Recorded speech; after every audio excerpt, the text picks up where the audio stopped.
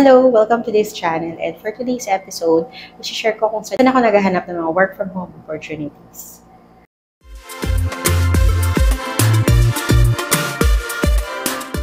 If bago ka sa channel na to, my name is Jelly and I'm a work from home first-time mom, and I use this platform to share my experiences as a work from home first-time mom. If you like this kind of content, please help me grow my channel by liking and subscribing to this video. I already shared in my previous video kung saan ko nakuha yung first time work from home ko, which is JobStreet. So, number 1 pa rin siya sa list ko. Doon pa rin ako naghahanap ng mga work from home opportunities. Madali lang siyang gamitin. I-type mo lang kung mga position na gusto mo. Ako, ang ginagawa ko since work from home, yun yung keyword na tinatype in ko sa search box. Meron akong account dito, and usually, nag-upload lang ako ng updated CV. Yung sa CV ko, doon na yung kompleto. Lalagay ko doon yung pangalan and contact details ko. Usually, Skype yung sinishare ko doon, Skype ID, and yung years of experience ko, and of course, yung mga companies na pinagtrabahuhan ko, kung ilang years ako doon. Typical CV lang siya, pero I make it sure na kompleto yung details. Plain lang siya, mababasa siya ng mabuti, and makikita yung mga details. Hina-highlight ko sa akin is yung mga skill sets ko na natutunan ko over the years. And yung iba nilalagyan nila ng parang score, kung ano yung score ng skill set nila yon from 1 to 10. Second is LinkedIn. Kung hindi kayo familiar sa LinkedIn, LinkedIn is a social network site din, pero more on your professional information yung sinishare mo doon. In-encourage ko ng cowork ko na kung mag-create ng LinkedIn for professionals daw. So, yung LinkedIn is parang mas madali siyang gamitin kumpara dun sa JobStreet kasi dun mo parang ilalagay yung CV mo na siya. Parang hindi ka na mag-upload. Para na siyang CV din. So, lalagay mo lang dun yung kung ilan yung experiences mo, mga companies sa pinag-trabahuhan mo, pwede mo silang itag kung meron silang account sa LinkedIn.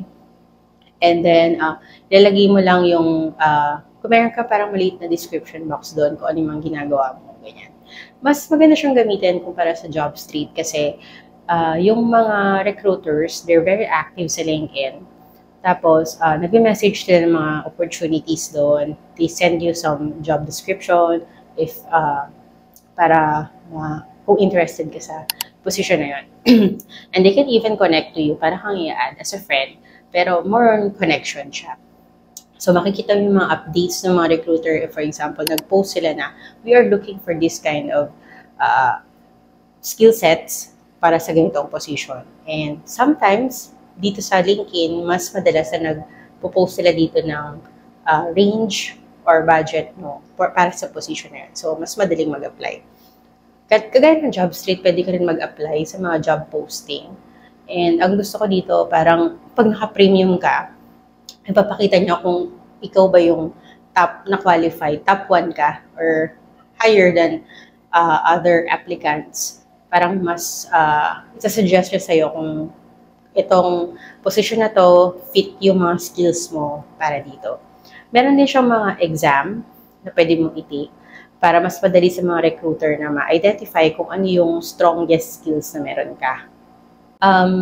Meron din siyang messaging capability kasi. So, pwede ka na lang i-message. Tapos minsan kung hindi ka makaka-reply dun sa app, pwede yun naman directly dun sa email mo. Okay din siyang gamitin kasi yung mga recruiter na mismo yung nagko-connect sa'yo.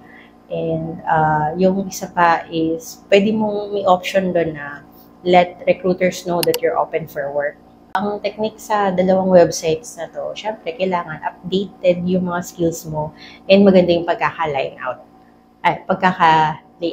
para madaling basahin, madaling malaman kung ano yung strongest mo and kung fit ka ba para doon sa position na hinahanap nila. Yung third ko is Facebook. If nag-umpisa ka pa lang sa work from home, I suggest na you join Filipino pages about working from home or freelancing. Kasi madalas, meron ding nag-post ng mga job, mga opening sa mga Facebook pages. So, mag-ingat lang kasi even any other websites, may mga scammers pa rin. So, always be vigilant kung ano yung mga ina-applyan natin, tsaka ano yung mga sinishare na information. Next is through friends recommendation. Ito, pinaka-okay to para sa akin kasi yung mga details na hindi mo makikita sa mga websites or mga LinkedIn profile or job street, maitatanong mo sa mga friends mo or mga kakilala mo. Like, paano ba yung culture dito, patakaran, maselan ba sila? Do they monitor your computer? Do they provide machines? Ano yung mga benefits and mga consequences? Madalas, ito yung pinakamagandang way na makahanap ka ng opportunities kahit hindi work from home. Basta recommendation by someone you know, it's much better kasi mas may tiwala ka sa kanila and alam mo na kung ano yung dadatnan mo. So, when it comes to sharing your information, I don't share basta-basta yung mobile number ko unless requested sa initial interview. Usually sa CV ko, madalas nilalagay ko is yung Skype ID lang. Tapos, bago ako mag-apply or kung may nag-reach out sa akin to apply for this position, lagi kong check yung profile nila sa Google. Ginugoogle ko lang sila. So, minsan sa LinkedIn, check ko kung ilan yung employees meron sila. Meron din ganun kasi yung LinkedIn. And then, kung active sila sa LinkedIn, kung meron silang websites, ano yung mga nakapost doon or ano yung information nila sa websites. Kapag meron silang website, plus yun sa akin, parang mas legit. Tapos yung URL niya dapat nag-start with HTTPS para alam kong secured yung ina-access ko. And of course, yung detail ng job description. So, ito lagi kong sinasabi, ito lagi sinasabi sa akin, if it's too good to be true, probably it's not true. So, kung yung posting is sobrang taas ng sahod, tapos yung trabaho mo is ganito lang, parang magta-type ka lang per day, o kaya through cellphone lang, kikita ka ng ganito, for me, that's a scam, that's a red flag. So, ako, na-identify ko na legit yung job position na ina-applyan ko. Of course, alam ko na kung ano yung patakaran sa trabaho namin, kung anong klase yung mga position na hinahanap nila. Halimbawa, nag-post sila ng ganitong position and alam ko kung anong mga languages or details yung mga kailangan nila. Kapag nagpasa ko ng resume, wala ding address yun. Nakasulat lang doon yung position ko sa company and name ng company, years of experience ko, or years of service to this company. Yan lang. And mga generic lang. Please do not include any sensitive information of your company sa CV nyo. So, usually, ang nilalagay ko lang doon is yung daily routine ko na walang detailed, like attending meetings, ganyan. May mga nakikita akong posting din na application pa lang, parang tanggap na sila agad. And always remember, kapag may sense of urgency silang sinasabi sa'yo, like, you have to give me this para ma-feel mo agad yung position na to, it's a red flag. Hindi ka mamadaliin ng recruiter.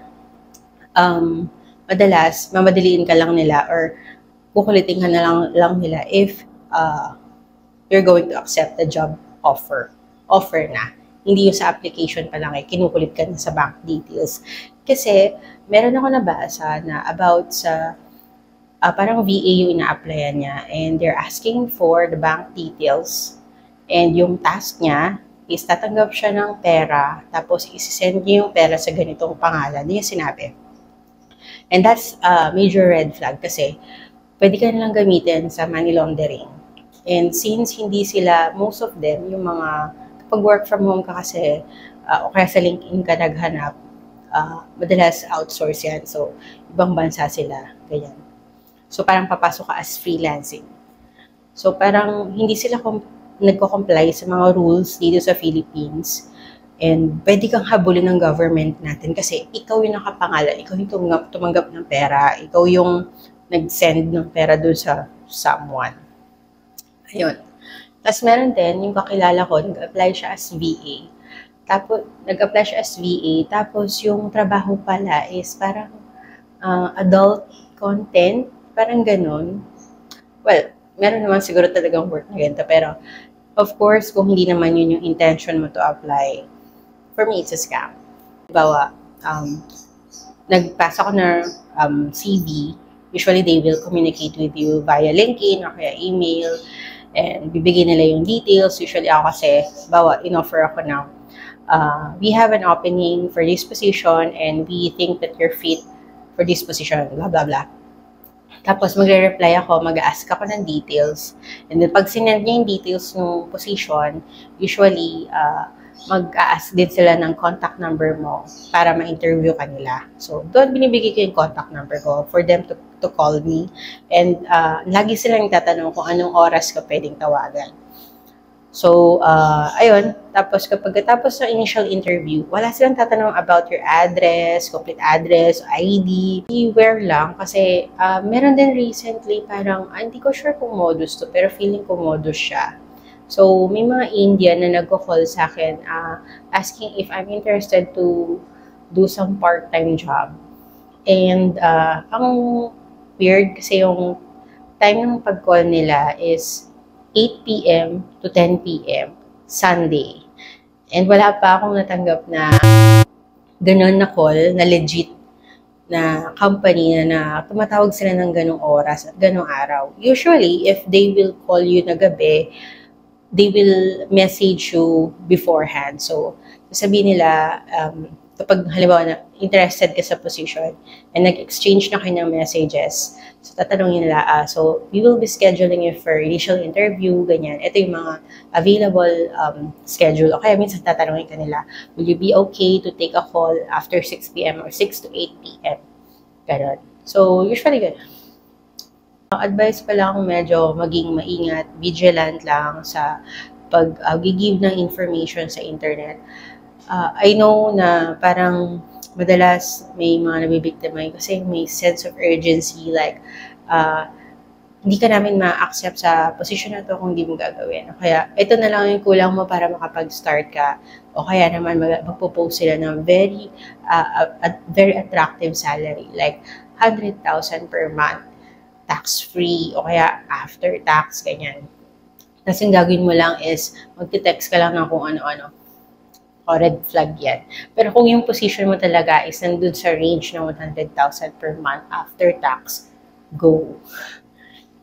Yun lang. Sana makatulong to sa mga aspiring work from home moms. And huwag kayong susuko. If yung mga position or if you are willing to transition, kung ikaw naman is naghahanap ka ng work from home and nahihirapan ka, I strongly suggest na mag-enroll ka sa mga free tutorials. Pero sa YouTube, alam ko, kung halimbawa VA, may mga tutorials naman dyan. And yung iba naman nagpo-provide sila ng training. So, don't lose hope. Thank you for watching. Please don't forget to like and subscribe this video. Para naman makasali sa ating Horigen Superstar Raffle promo, make sure na mag-comment sa video na to and nakasubscribe sa ating YouTube channel. Pipili tayo ng lucky commenter sa December 23, 7 p.m. Take note na si lucky winner ang mag-shoulder ng shipping fee from Pampanga. Thank you! Bye!